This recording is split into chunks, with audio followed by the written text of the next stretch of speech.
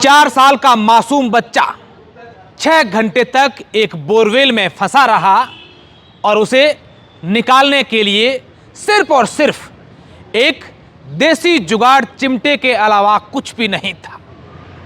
आज हम शर्मिंदा हैं कि हम उस 4 साल के मासूम नरेश को नहीं बचा पाए, क्योंकि नरेश को बचाने के लिए 500 किलोमीटर दूर गुजरात से एनडीआरएफ की टीमें पहुंच रही थी। उस नरेश को बचाने के लिए 300 किलोमीटर दूर जोधपुर से एसडीआरएफ की टीमें पहुंच रही थी।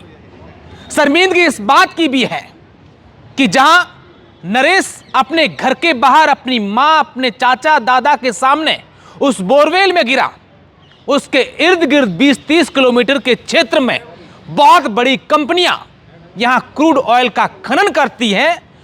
उनके भी ओपन बोरवेल हैं, कई सारे वहां पर वॉलपेड है, लेकिन मजाल है इतनी बड़ी कंपनियों का कोई एक इक्विपमेंट वहां पर लाया जाए और उस बच्चे को बाहर निकालने की कोशिश की जाए। हालांकि इस प्रकार की घटनाएं होने के बाद हम सब लोग अपनी अपनी सलाहें देते हैं, कई प्रकार की बातें करते हैं, लेकिन जब यह घटना हो रही थी, जब बच्चे को बाहर निकालने के लिए हर कोई व्यक्ति आसपास खड़ा दुआ कर रहा था, हे भगवान ये नरेश जिंदा निकल आए, लेकिन नरेश जिंदा निकले कैसे? उस नरेश को बचाने के लिए, उस बोरवेल में डालने के लिए कोई ऑक्सीजन का ऐसा इक्विपमेंट नहीं था जो उसके अंदर डालें, उसको ऑक्सीजन मिल पाए। वो जिंदा था या नहीं था, ये सवाल नहीं है। सवाल ये है कि अगर नरेश की जगह कोई और बच्चा होता और वो जिंदा होता, तो क्या उसे बचाने के लिए ये प्रयास किए जाते? आज हम चंद्रमा पर जाने की बातचीत कर रहे हैं। आज न जाने कितने प्रकार के मिशन हम लोग कर रहे हैं, लाखों करोड़ों दूर किलोमीटर दूर अंतरिक्ष में जाने की बातें कर रहे हैं, लेकिन हमारे ही पास इस धरती के नीचे 125 फीट की दूरी पर स्थित नरेश शायद अपने आप को यही कह रहा होगा कि क्या हमारे पास यही संसाधन है? क्या सरकार, प्रशासन, अलग अलग विभाग इस प्रकार के रेस्क्यू करने के लिए जो कागजों में बातें करते हैं, जिस उपकरणों का फंड इनके पास आते हैं, वो उपकरण आखिर कहां है? सवाल सिर्फ शासन प्रशासन ऐसों पर ही खड़ा नहीं होता है। सवाल खड़ा यह भी होता है, क्या परिवार के लोग अपने 4 साल के मासूम बच्चे का ध्यान नहीं रख सकते? माना कि अपने काम में व्यस्त होंगे,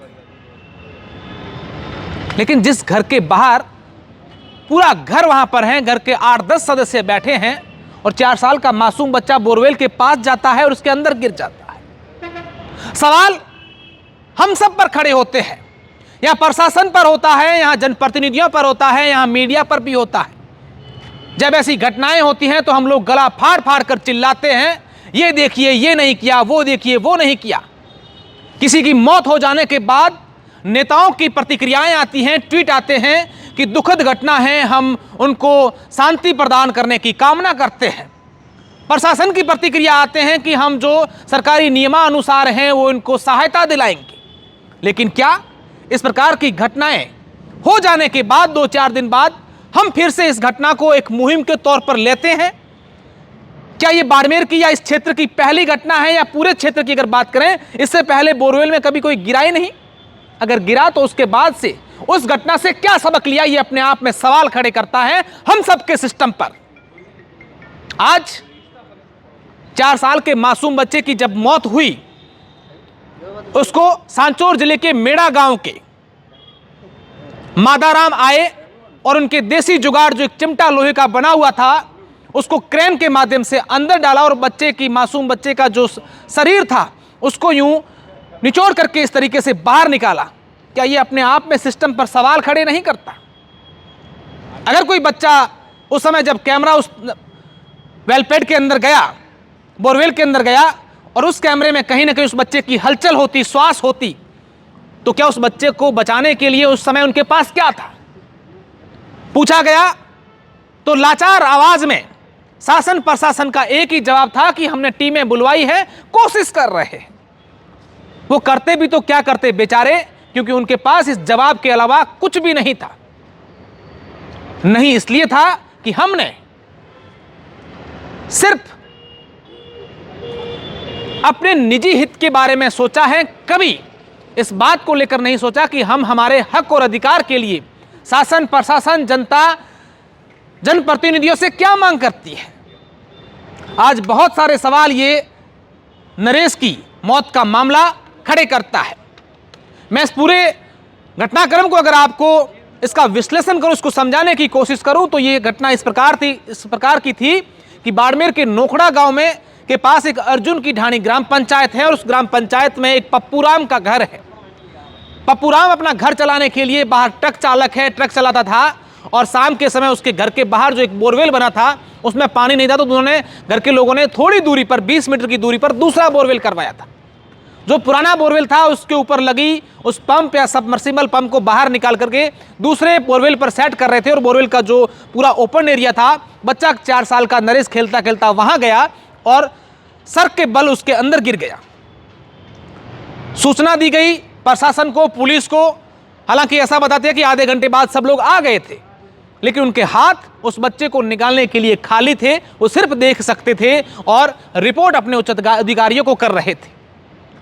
किसी ने बताया कि मेड़ा में जो है एक एक्सपर्ट है इस प्रकार के बोरवेल में बच्चों को बाहर निकालने या कुछ भी सामान गिरता है उनको निकालने के लिए बोरवेल का काम करते हैं।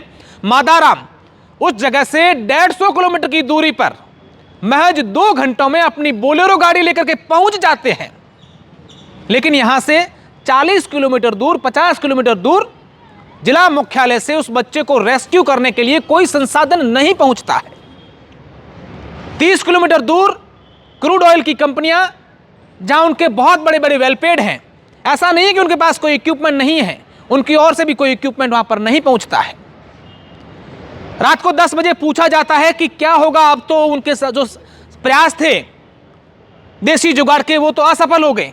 तब बताया कि गुजरात से एनडीआरएफ की टीम आ रही है, जोधपुर से एसडीआरएफ की टीम आ रही है। ना जाने वो टीम कोई जादूगर बन करके आएगी, बोरवेल के अंदर उतरेगी और बच्चे को हाथ पकड़ करके बाहर ले आएगी। क्या करती वो टीम? अगर वो बच्चा जिंदा होता तो उसकी जान कैसे बचाते, कैसे उसको जिंदा रेस्क्यू कर बाहर निकालते, ये कई सवाल खड़े करता है। आखिरकार जो चिमटा लोहे का बना था उसको काटा गया, नुकीली तरीके से उसको अंदर डाला गया उस बोरवेल के अंदर और उस बच्चे को जैसे तैसे करके बाहर निकाला गया। इस पूरी घटना में अगर प्रशासन और सिस्टम की खुशकिस्मती कहें तो ये कि बच्चा बोरवेल के जो पाइप लगा था उसके बाद नीचे गिरा और वहां कीचड़ था उसमें फंस गया। अगर बच्चा, क्योंकि नीचे से बोरवेल पूरा फैला हुआ था, लोग ये भी कहते हैं कि जब बोरवेल 5 साल तक ऑपरेशनल होता है, चलता है, तो उसके बाद से 1 किलोमीटर तक पूरा फैल जाता है। अगर वो बच्चा पानी के साथ, कीचड़ के साथ बह जाता, कहीं दूर चला जाता, तो ये रेस्क्यू कैसे होता, ये भी सवाल खड़े करता है।